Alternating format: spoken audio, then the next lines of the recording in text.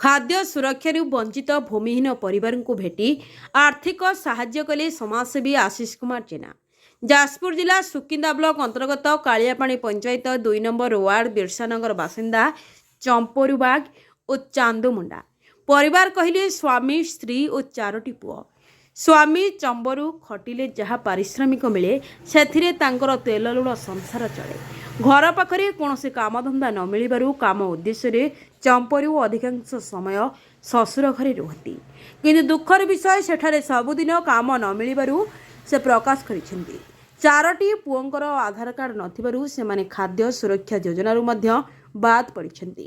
ଖବର ପାଇ ଯୁବ ସମାଜସେବୀ ଆଶିଷ କୁମାର ଜେନା ଚମ୍ପରୁଙ୍କ ଘରେ ପହଞ୍ଚି ଭଲମନ୍ଦ ପଚାରି ବୁଝିବା ସହ ସେମାନଙ୍କୁ ଆର୍ଥିକ ସାହାଯ୍ୟ ମଧ୍ୟ କରିଥିଲେ। ଏପରି ମହାନ କାର୍ଯ୍ୟ ପାଇଁ ସମାଜସେବୀ ଆଶିଷ କୁମାର ଜେନାଙ୍କୁ ବୁଦ୍ଧିଜୀବୀ ମହଲରେ ପ୍ରଶଂସା କରାଯାଉଛି। Bureau report, Odisha digital.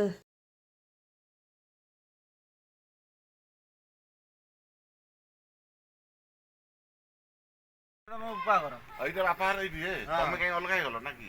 ସେ ମତେ ଅଲଗା କରିଦେଲେ। ଅଲଗା ମତେ ଭଲ ପାଆନ୍ତି ଏଇନେ ଯାକ ଭଲ ପାଆନ୍ତି। ତମେ ଆଗରୁ କୋଉଠି ରହୁଥିଲ? ଏଇଠି ରହୁଥିଲ ନା? ମୁଁ ଯେତେବେଳେ ବାହା ହେଇନଥିଲି ଏଇଠି ରହୁଥିଲି। ଆଉ ବାହା ହେଲା ପରେ ତମକୁ ଅଲଗା କଲ? ବାହା ହେଲା ପରେ ମତେ ଅଲଗା କଲେ। ହେଲା କି? ତମେ ଏଇଠି ରହୁଥିଲ ଶ୍ୱଶୁର ଘର? ତମ ଶ୍ୱଶୁର ରହୁଛି କଲୋନୀ। କଲୋନୀ କୋଉ ସାଇଡା? ସେଠି କ୍ୟାମ୍ପ। ସେଠି ଆମେ ଯୋଉ ତଳଟା କି ଯୋଉ ଯୋଉଟା ପାର୍କ କରିଛନ୍ତି। ହଁ ହଁ ସେଇଠି ଯୋଉଟା ନା କି? ସେ ଯୋଉ ହୋମ୍ସ କ୍ୱାର୍ଟର ରହୁଥିଲ? ହଁ ହୋମ୍ସ କ୍ୱାର୍ଟର ରହୁଥିଲି। ହୋମ୍ସ କ୍ୱାର୍ଟରରେ ସେଟା ଯୋଉ ପୁରୁଣା ଘର ଅଛି ସେଠି ରହୁଥିଲ? ହଁ ସେଇଠି ରହୁଥିଲି। ଆଧାର କାର୍ଡ କାଇଁ କଲୋନୀ?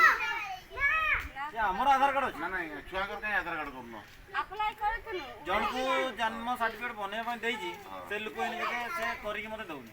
ସିଏ କହୁଛି ଆଗ ପଇସା ଦିଅ, ସିଏ କହୁଛି ଆଗ ପଇସା ଦିଅ ତାପରେ ମୁଁ କରିକି ଦେବି। ଆଧାର କାର୍ଡ ଯିବ ଆଜ୍ଞା ତମକୁ କଥା କହିଲା।